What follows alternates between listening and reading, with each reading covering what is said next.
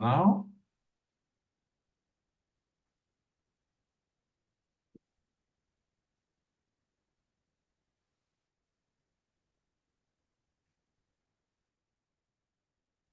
subtitles should have been activated. Can you see those, Jules? Very much. We've lost a few colleagues due to internet and sickness, so I'm afraid I'm the one left standing, and you have to do with me today. Let's dive right in. The task today is to provide a bit of a 2024 outlook of what do we have in store for it, what can we expect. Have a look at sort of large global funding trends, and finally, I want to transmit why we believe, and my colleagues believe, and many of our NGO partners, in fact, who we spoke to in preparation for the session, why we may be reaching one or several tipping points for our NGOs, agencies, and donors this year or at some point. So let's dive right in. Tipping points are plenty, and we all have a feeling that there are some who are really quite critical to at least keep an eye on. The first one would be that with 60% of the world's population living in countries who have national elections this year, and with a trend towards the right of the political spectrum, donor nations are likely to turn inwards faster, slashing aid budgets or official development budgets even faster than they have done before. We've seen this late last year in the Netherlands. We could see it in the US this year, and many other countries. Germany, not so much this year, fortunately, that's next year. So we have a bit of a grace period there, but the trend towards the right is pretty clear. At the same time, we see, and many of our NGO partners in the world come back and tell me that many recipient countries become more and more challenging partners. One of the examples here is, and we have attendees here from Bangladesh, the development darling, so to speak, has had an election recently, and the program there too is more authoritarian, less democracy, making them a more challenging environment to work in, harder to reach, and harder to protect that civic space. Unfortunately, of course, as we all know, the wars in Gaza and Ukraine are likely to continue, and some of them have the terrible and terrifying prospect of possibly intensifying and spreading even. If that continues, that will certainly be another tipping point. A more slow-cooking tipping point, but certainly one that worries us a lot, is also the fact that now 300 million people need active weekly humanitarian assistance. That's according to the United Nations. And these include the fact that 25% of the world's population now live in what the UN has termed fragile environments, many of them also being the lowest income countries, the World Bank says. That is sharply increasing, and by the end of the decade looks to be increasing even more. So the world is not developing in the right direction, and that does have an effect. And finally, last year was definitely the year of artificial intelligence. If you have been following the San Francisco's gathering in December, or indeed the Davos meeting that is about to kick off in Switzerland, then you may have seen news that AI tools are likely to advance 3,000 to 10,000 fold by upcoming Christmas, upcoming December. And that could be a good tipping point, could be a bad one, could be both. We don't know what that yet means, but we certainly have to cope with it. So it's going to be a very full, very interesting year for sure. Let's have a quick look at the humanitarian aid. Development agencies, the USAIDs, the FCDOs, the European Union, are struggling with a massive rise in humanitarian work and humanitarian requirements. USAID's humanitarian budget has doubled from 5 billion to 10 billion in the last 3 years alone. With all these crises going on, not to forget about the climate crisis, this may double yet again over the next 3 to 5 years. And the question here is, not just mine, but also at our friends and colleagues at these agencies, is if this is not coming increasingly at the expense of that long-term development work. And as I'll argue later, it is the development banks, in fact, that are moving and taking over more and more of the strategic long-term development work, whereas the donor agencies basically get preoccupied for good reasons with a lot, not all, of humanitarian work. So that is that changes how we fund our organizations, that changes how we engage, that changes how these donors work. Some of it we'll look at today.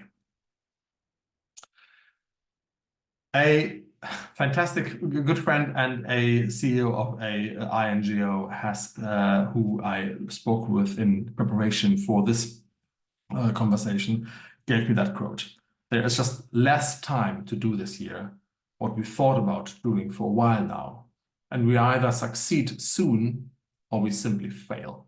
And I thought that comment captured the feeling of the January 2024. However, let's have a look a little bit under the skin of that, what that means.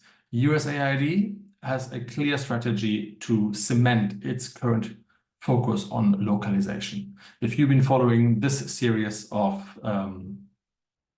webinars last year, then you have seen in the fall update that USAID is leading the charge on localization, developing localization indicators, and is very keen about localizing a larger portion of its budget according to these indicators. And that needs to be cemented this year before the elections happen in the US, so that this is certainly not changeable anymore should another administration come in and wanting to change that.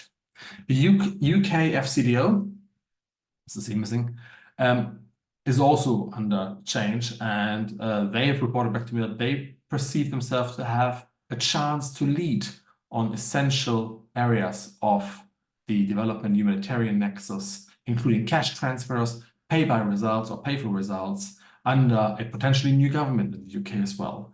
Nobody there in the UK is expecting a budget increase though. But it's an interesting focus.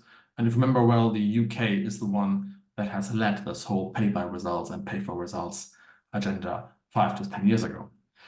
In Germany, my home, we don't have any elections. And we did experience a sharp rise in our development aid budget in 2022, 2023. And there is a good chance now that this is being cemented before the elections happen next year. Development banks, as I said, are development banks, just for the avoidance of doubt. They are really the ones who are where we have noticed the most of the change last year. They are really driving rather than just accompanying development agendas, getting well beyond their usual infrastructure deals, getting more and more active in the climate transition, funding social justices. And our impression here, that of my colleagues and mine, is that they are doing more so that than or at least the same as the bilateral donors. It's definitely a feeling we have more than a scientific fact. But if I remember the conversations I'm having at GIZ, at DFID or UK FCDO or USAID 5 years ago or 2 years ago even, then I'm having very similar deep thought conversations at what is now KFW or Canadian Finance, we'll talk about later, or development banks like the African Development Bank or indeed the World Bank. So that is definitely having a huge impact on NGOs who are looking to work on long-term development sites. Also an interesting rise that came up well before last year and was covered in this series before from last year is this impact, this activist philanthropists and the impact investors. Their funds are now exceeding that of many bilateral donors. We'll look into that in a second. And we need to do more with them. There's currently a bit of a gulf between NGOs, implementers on the one side, and bilateral donors on the one side, and the development banks and the philanthropists and the impact investors on the other side. So that gulf needs to be bridged in order to secure our business model, as well as continue working not just on the humanitarian emergencies, but also on the long-term development agenda and the SDGs. For NGOs, you will be best placed to know that localization is now becoming a bit real. Many of our partners have told us that this year is the year they're making localization happening on a day-to-day basis. And they're finding donors that can accompany that, whilst finding new donors who can do this whilst driving the old ones forward. So there's definitely a transition from that charity towards an impact organization, from an organization that is mainly grant-driven towards one that can accompany various donors, including multilateral banks, philanthropists, impact investors, corporate partnerships, and traditional grants. And that changes how organizations work. And before we look into each or some of the donors for 2024, let's have a quick look at our sort of principles, funding principles for NGOs, if you are one of these NGOs. There's this, we keep saying this myth of donor diversification that is sometimes misunderstood as just diversify and you'll be stable. Many donors are certainly good and having all the eggs in one basket. So if you're 80–90% donor grant funded, that is not a stable way to fund yourself, except if you are in a very specialized area where you have enough grants. For the vast majority, that is not sustainable. So many donors are good, but the right ones are much better because donors pay a different kind of unrestricted to other donors. And taking what we can get is not a viable funding strategy. We always say that most organizations we work with, and we work with every year around about 300 NGOs, we find that those who have at least 15–30% unrestricted funding tend to be financially stable. In fact, in 2020, we've done some good research on that and found together with our academic partner that those organizations which have that level of unrestricted funding are 4 times less likely to fall into financial distress. Obviously, most organizations really need to actively manage their large donors, but be nimble enough to add 2 new institutions per year. And that's organizations which do that tend to experience continuous growth, financially at least. The aforementioned multi-channel development. It's a capacity that most NGOs are still not quite up to scratch with. What we mean with that is that there's an organization that has a set of programs that can be accessed and supported and benefited from a majority of donors, not just the grant donors, but also the multilaterals, also the impact investors, also what we call these post-boomers who are far more metric-driven, and yes, those impact investors. The question we have here is, how can we change our programs so that they appeal to these multiple potential funding sources? So the good old days of being a charity where we simply get a grant and implement the grant, they tend to be really over. And that's not a new trend, really not. Diving a little bit deeper into that one, we had substantial developments and success last year from a new group of donors, which is called the impact investors. Now, impact investing is nothing new. Many organizations have impact investment funds, Save the Children Ventures, Mercy Corps Ventures, Cordaid. They all have venture firms, venture capital firms, and investing for them is not new. What is new is that NGOs, or what is developing, is that the NGO side of those venture organizations are able to attract capital into their programs, turning at least a part of the program into an investment opportunity and thereby accessing completely new funds. Now, the reason I'm telling you all this before I'm telling you about the developments we see at the major agencies is that when all is said and done, these 6 principles are pretty good basis to fund an NGO sustainably. And I hope you find them useful. All right, let's dive into it. Obviously, we cannot look into all donor agencies today. That would be ridiculous. But we're looking at USAID, Canada, the Germans, and we can discuss all other ones. We had to cut from this funding forecast the United Nations this time, and the European Union, or the European Union we will look at very briefly, just because there are no major new developments from our fall 2023 updates here. Maybe my colleague Jules can send the link to that quarterly funding forecast together with this message. Right, diving in. The major topics we're expecting this year is, like last year, localization, absolutely likely to be led by USAID, as I said. The impact investments, as I've mentioned, we have a lot more capital. Investors did very well in 2023. On average, we had a return of around about 27% on those. At the same time, impact investors are increasing the funds. I've read somewhere just yesterday that a large impact investor here from Germany has their budget for this year tenfold increased to invest and get into the market. So these impact investors we find at the moment to be very buoyant. Multiple development banks, they have also their budgets increasing. That's quite interesting. We can look into that one a little bit later. I'm gonna focus on one, Canada this time. But we find that the funding for bilateral donor agencies tends to decrease, that for development banks tends to increase. So there is an interesting consequence here for those organizations who could maybe change their programs, adapt it, or change their business development approach to go and make themselves attractive to development banks.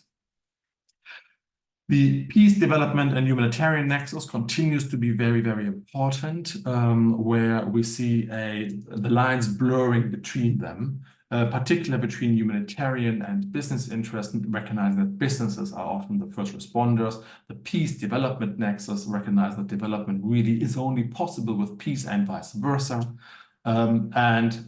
Proposals that tend to focus firmly in one of these aspects tend, in our experience at least, to be less successful. Amazon advised on several hundreds of proposals last year, and going through the metrics data and the metadata earlier this week, we found that barely any proposal that didn't mention this nexus was successful.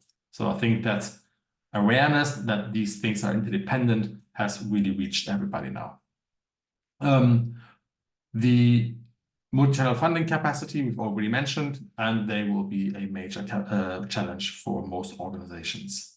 Now, I already want to mention that all the donors we spoke to December and January this year, again, all our donor partners, the GIZ, the USAID in the UK, as well as in Berlin and in Brussels, have told us one thing over and over again. It's nothing new, and it's that they are really expecting those NGO partners to not just comply and send in good offers, but aim for and be partners in co-creating programs. USAID is pushing heavily on this one. The EU is a little less so, but they also want to see their partners at the conferences, have the NGO partners engage at these call for information, these requests for co-creation that have been public. And it is no secret that those organizations which tend to engage with the donors are also the ones who win the funds. So I can say this only again, I can just pass on that information that donors have been telling me and my colleagues over the years now, saying that this co-creation is absolutely essential. Okay, let's have a look at USAID, the single largest bilateral donor in the world. Now, USAID has continued its course last year, and it will do this year, they've confirmed to us, on increasing their focus to work with small businesses and the private sector, as well as local NGOs. They have suffered. They have gained another increase in their humanitarian budget. We look to that one in a second. And simultaneously, their strategy laid out in 2022 to work with much smaller local NGOs is really gaining speed right now, partially through the new website portal Work with USAID. If you're not registered there, please do. However, they also face some difficulties. The staff shortage from 2022 is still not overcome. There's still delays in the procurement process. So there's a temptation to make proposals bigger in order to do less procurement procedures. Of course, the bigger a request for proposal is by the donor, the more smaller organizations feel crowded out.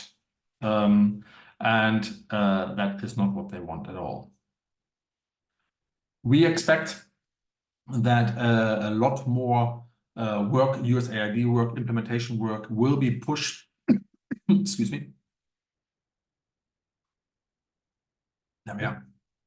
We expect a lot more of the work to be pushed to mid-sized and local agencies.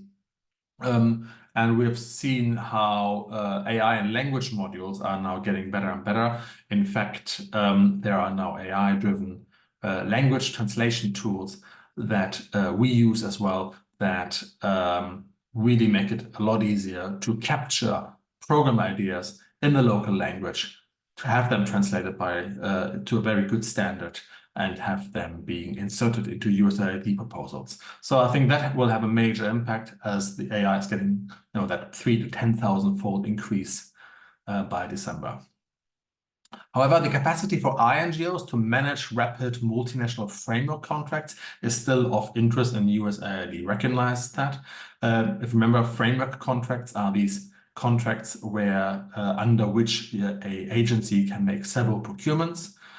They are usually intensive to manage, and they're not something that most small NGOs want to or can manage. So here, USAID also recognizes that there's a space for large INGOs. The thematic focus this year are continuing to be this private sector partnership that was last year, localization taking absolute center stage. Health, of course, continues. Gender equality is high in the top 5, and the assistance to the Ukraine. So none of these priorities changed from Q4 2023. If we have a look at their spending, the OECD has the data for 2021. It's always lagging behind. And here you see what I mean with the humanitarian funding. You'll see that the humanitarian funding is now exceeding a third of USAID's budget. And that is set to grow as the humanitarian need is growing. Country programs is approximately the same right now. And with these two big funding blocks are pretty much splitting the agency in half, managerially and time spent wise.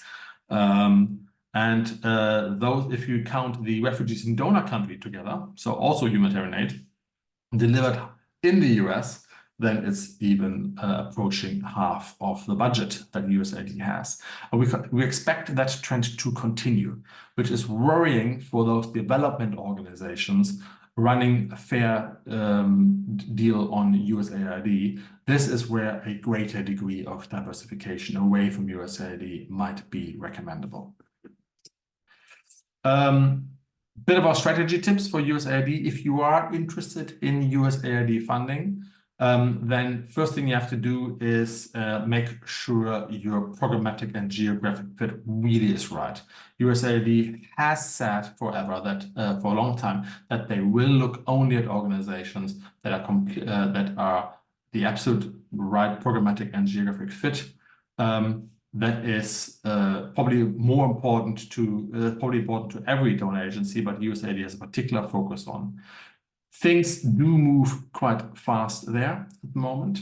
So we recommend to build the capacity at your organization to monitor them almost daily, 3-4 times a week, surely. Engage with USAID thematically. They're issuing frequent requests for information, requests for co-creation, and then submit these bids fast, well before the deadline. Core programs of USAID are likely to remain constant. As we just saw, this thematic focus will probably stay the same. But they do have a new head of acquisition and assistance, and they do have elections this year. So that will change USAID to some degree, and we have to be aware of that. Practical tips, I'd like everybody who's interested in USAID work to register with their website, Work with USAID. engage in these online events as well as co-creation events, monitor the large calls, and if you not yet have it, start preparing a micro application, because that takes a while.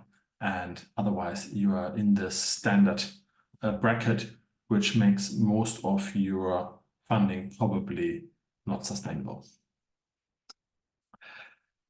Finally, I'd like, staying on the same continent in North America, let's have a look at Canada, slightly up north. I'm not sure if anybody is from Canada. My colleague from Canada isn't online right now.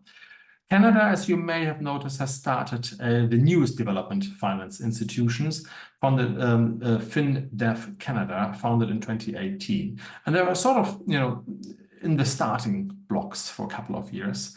And they've used to define their strategies, and took them 2-3 years to really get out of the starting blocks. Now, however, towards in the last quarter, they have had a more than doubling of the budget. They are now standing at about 1 billion on their balance sheet, with around about 100 staff, and that is up from 230 million budget and only 35 staff in 2022. So you can see this sort of sharp hockey stick growth happening at FinDev Canada.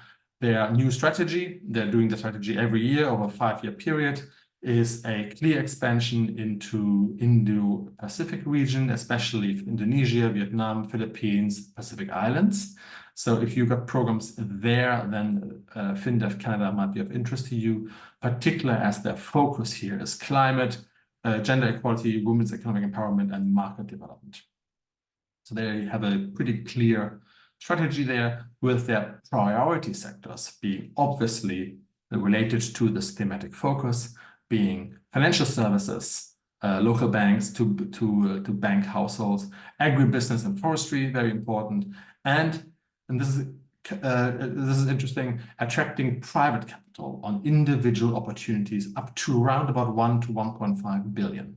So if you compare and contrast these two figures, what they're looking to attract in impact investors and activist investors here to their own budget of approximately the same, we can see the same thing playing out again. Here's a finance development organization, institution that recognizes that private funding and private capital outstrips public taxpayers' money by far, and therefore needs to build in routes to engage us. Now, FinDev Canada has decided to do this on individual opportunities, so not develop a fund.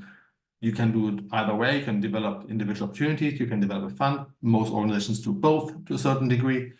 But here again, we see this rise in the impact investor and into the effective philanthropist movement from last year, this move towards private finance. So that's FinDev, that's very good news. Then let's have a look at EU. The EU is having the same thing that is happening to the USAID. That's why we're only looking at ECHO right now. ECHO, as you may know already, is the European Union's humanitarian office. It's called the Humanitarian Aid and Civil Protection Office, and it has a budget this year of 1.8 billion euros, that is. Now, 350 million of this one is to be spent on food and nutrition. And the requirement to become a partner, the route to become a partner there is a little bit more complicated than with USAID. However, it is really worth doing. ECHO procures in a similar way to a framework contract, I think you can say. You have to pre-register here. You do a rather comprehensive application procedure where you're undergoing a certain audit. Once you're in there, however, you can be rewarded programs at any time underneath it. So it's a lot of effort up front, really worth doing though if you are a humanitarian, or if you're looking at humanitarian funding, or if you are a humanitarian office organization, then you really, I don't believe that we can really not have that certification of a EU assistance. Now, if you're based in the UK, or if you're based in a third-party country, not in the European Union, then you may not be eligible after Brexit. However, if you are in a country which the OECD, unduly labels the least developed countries, then that is open to you. So LDCs, as well as local organizations from most middle-income countries, are eligible to be an ECHO recipient. Third-party countries tend to not be. Good, that's the EU happening. So let's have a look at the German side. My home country. In fact, I've come from the GIZ offices just last week. They are starting up in 2024. Their feminist foreign policy really is taking shape. That has been a focus for the last 2 years, and things are evolving. Right now, 90% plus, I think it's like 96% or so, of the projects receiving funding must have a primary or secondary focus on gender equality. So there's a very clear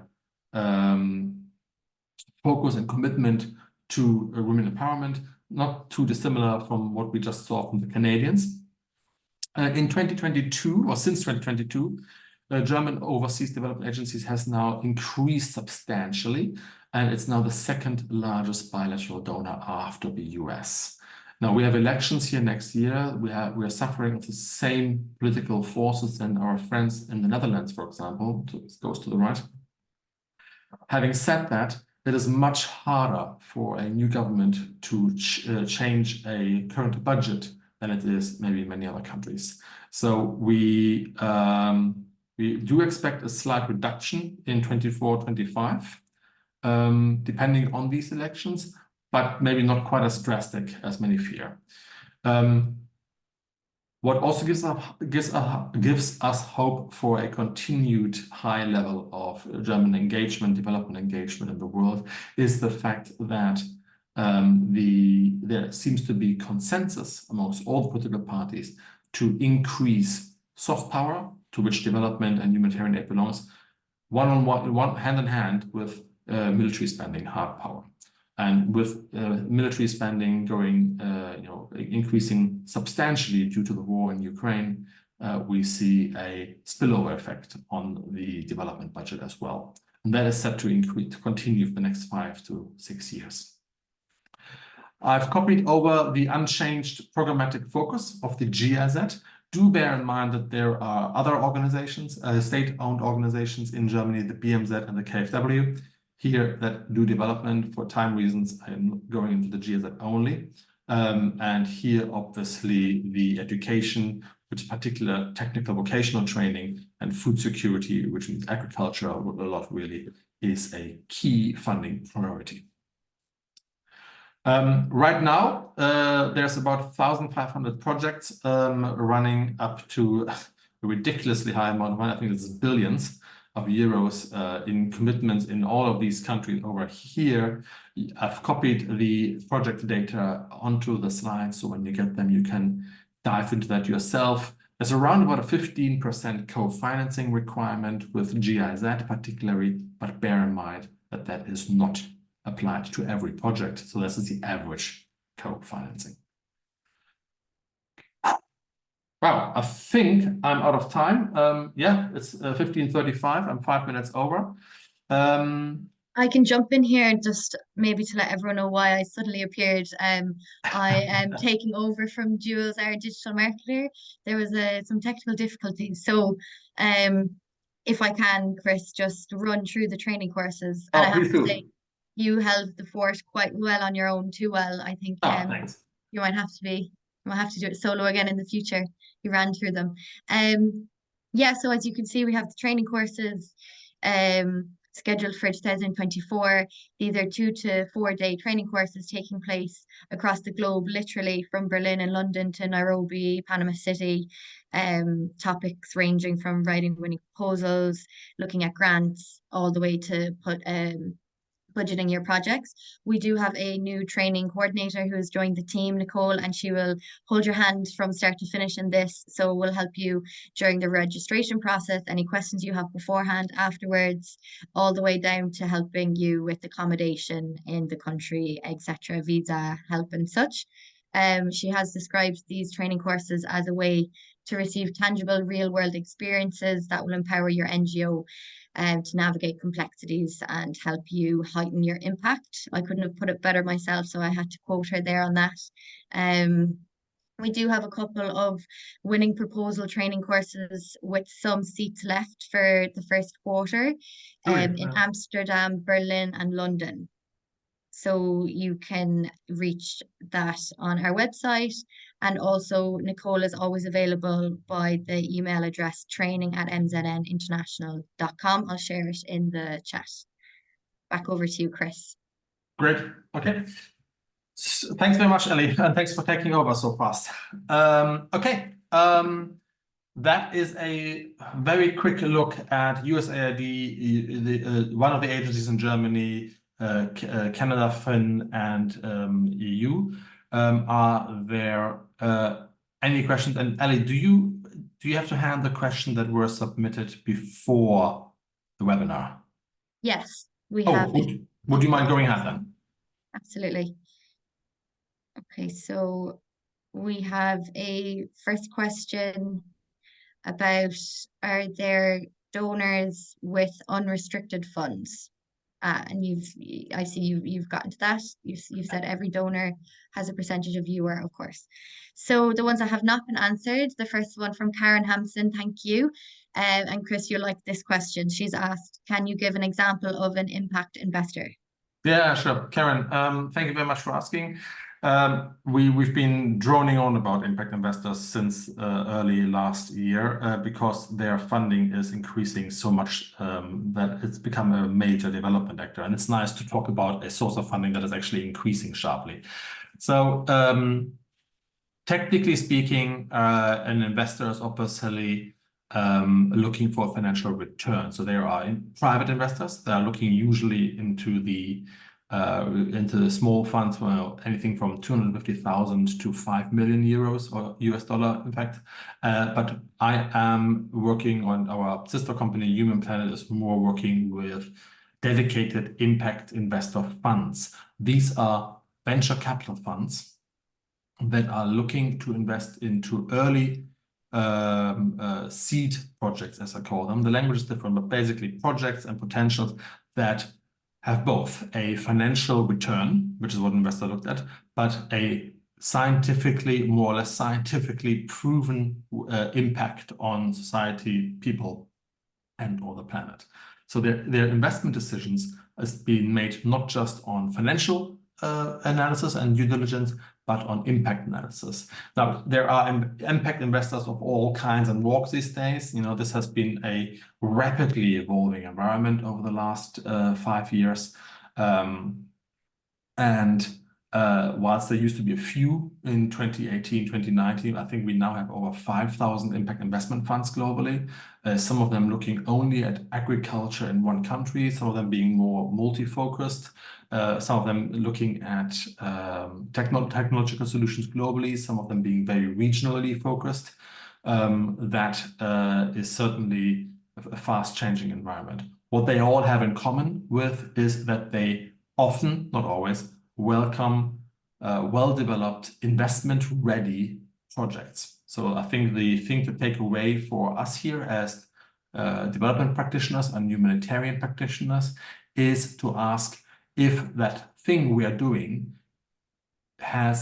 could not also be an investable opportunity. And if the answer to that is possibly, then developing a pitch to impact investors here could open up very interesting sources of funding. Great, thank you. Next question. Well, it's more of a comment from Daniel Gleesner, who has said that there is a concerning shift in the Swedish foreign aid because of the current government, where they focus on merging Swedish business interests with foreign aid, and where some of the foreign aid budget will go towards migration costs. The mention of the following OECD DAC recommendations have been removed. Yeah, Daniel, totally right.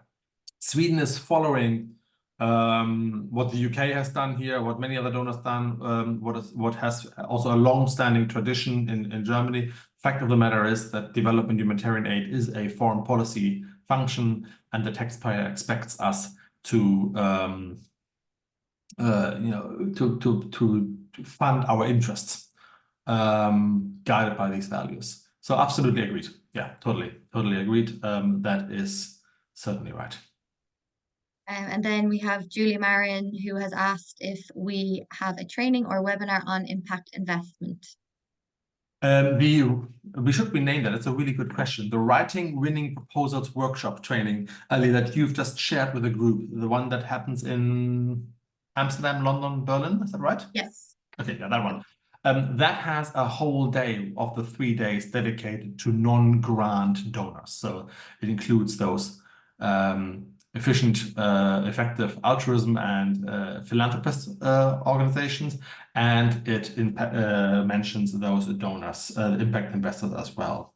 On the effective philanthropists, I think we need to mention a couple of interesting things here. I've mentioned earlier that some of the philanthropic funds are now exceeding that of bilateral donors. And I haven't backed that up with data. So have a look at the budget of the UK FCDO, stands around, for memory, don't quote me, but stands at about $8 billion US, I believe, or 10 billion, I think 10 billion US dollar. And then if we look at the Gates Foundation, that has a budget of about 8 billion. But if we take 30% or so of the budget of UK FCDO that is being spent on domestic refugee housing, that reduces the money available from UK FCDO from 10 to around 7 billion. Now, the Gates Foundation has had a continued increase in its budget and is now standing at 1 billion over that, at 8 billion. And once the divorce is through between Mr. and Mrs. Gates, they are looking to have another increase from the Buffett Fund, who pledged 99% of his wealth to the Gates Foundation. So we're looking at an exponential rise here. The long story short, when donors, traditional donors and grant donors are reducing their budget, the good news is that there are plenty of other fish in the sea. And on the same topic of impact investments, Patrigu has asked, in which sectors have impact investors primarily directed their investments? Patricia, that's a really good question. The fact is we don't know. It's a very unruly sector. There is limited reporting on that one. Our sister organization, Human Planet, has directed and has given what is called transaction support to investments in food securities in West Africa, agriculture in East Africa, water management, and subjects in Asia, as well as educational reforms and energy projects in Latin America. What I personally haven't seen yet is too many primary education. We have certainly seen a ton of impact investors in health facilities, as you know, that would not surprise you. And we have also seen a pairing of impact investors, philanthropists, and donor agencies for projects that have these, and I find that is most interesting actually, that have charitable aspects like primary education coupled with an energy part that is certainly an impact investment, all that wrapped into a project. Now that does make the development of a proposal quite complicated, but it is really worth doing so because these are long-term projects providing almost 100% unrestricted at scale. And as I said earlier, now if we keep barking up the grants tree, that is probably not a sustainable funding strategy. Great. Okay, switching course now, looking back at donors, specifically GIZ. Sarah Rath has asked, what advice would you give on engaging with GIZ for a non-German-based organization? I have found that they are generally less open than some of the large government donors. Well, it might be because they're German. I wasn't going to say it. I might be. Carolina, sorry, who asked that question? Laura Rath. Laura, thank you very much for asking the question. You're right in saying that they can come across a little insular. Bear in mind that this is the German donors. This doesn't just apply to GIZ. This also applies to the KfW, the BMZ, and the two other sort of grant-making organizations here in Germany.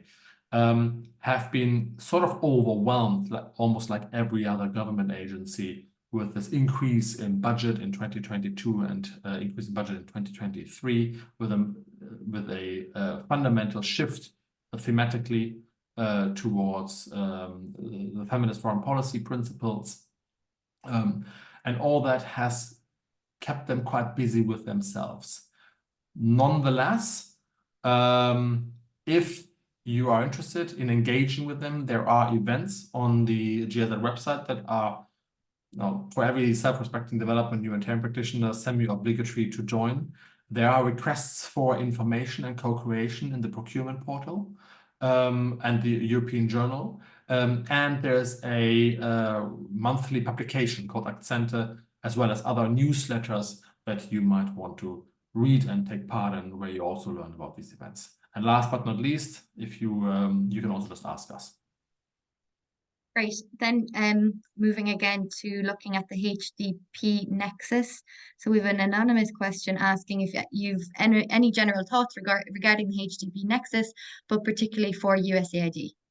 So for everybody who's not just to be not confused by yet another three-letter acronym, HD is Humanitarian Development Peace Nexus.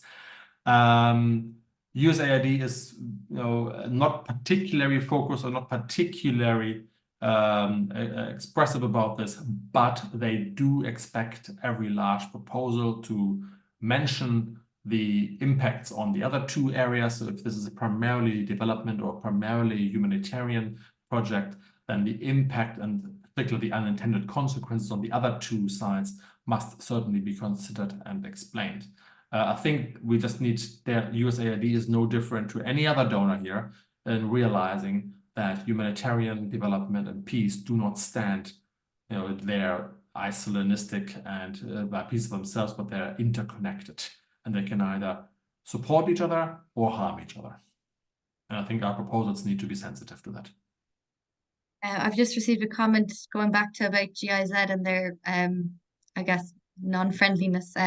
Julie Marion has said that she works with an organization based in Denmark who have received funding from GIZ. They are capital letters, very difficult to navigate in terms of grant management. Be careful what you wish for. So yes, good Julie, to have that personal I'm no input. stranger to that. Absolutely. Unfortunately, they're also growing quite rapidly. So, no, you're right. Great. We've a couple of more questions. So from Catalina Gomez, do you have any investment potential donor you can recommend to check? I'm sorry, say that again, please. Do you have any investment potential donor that you can recommend to check? No, look, before we need to go to an investor, we need to be investment ready. And that really should be part of a larger funding strategy. So you can just search the term impact investor online. There are several portals which list out hundreds of organizations that will give you, 5,000 funds, as I said.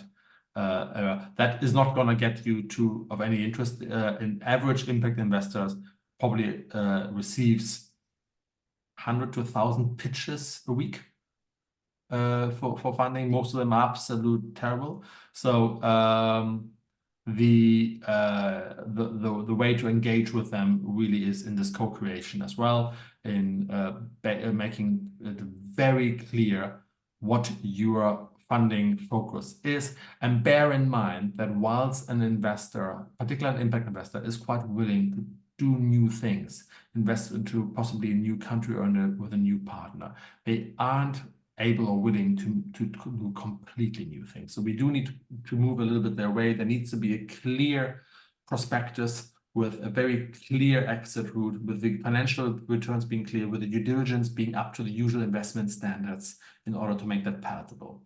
I think we have to meet in the middle here. At the moment, these sectors are very apart. Perfect. And we'll finish with this last question from Fiona Gorton, who's said that human rights seems to be falling off donors' priorities. Do you have any suggestions for how to change this or who to approach? Yes, Fiona, I think you're right. The institutional bilateral donors are putting the human rights, and I would even put things in like democracy support and things like that on the back burner here. I think this is part of the dynamic of being subject to a lot of change internally, feeling the political pressure and this drift towards humanitarian focus. But as I said in this webinar before, I think there's a ton of philanthropists and foundation investors that are picking that up. So I think we have to accept the fact that certain foundations, I've mentioned the example of the Gates Foundation, but it's far more than that.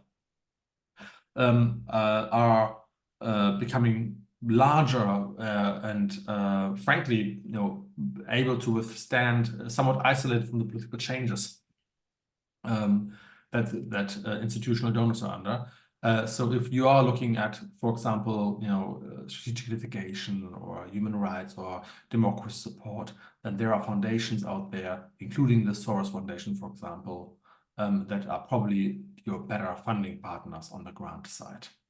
And on the philanthropist side, be aware that philanthropists themselves tend to be very critical of their approach. They know that they have very little money compared to the problem they're trying to fix. So they're usually looking at a scaling effect of 100 to 1,000 times of their funding that they do. And that pushes philanthropists towards systematic change or system change, which fortunately tends to be exactly what institutional or bilateral donors are reducing their funding on. So again, there is a nice change in the funding landscape that we need to adjust to.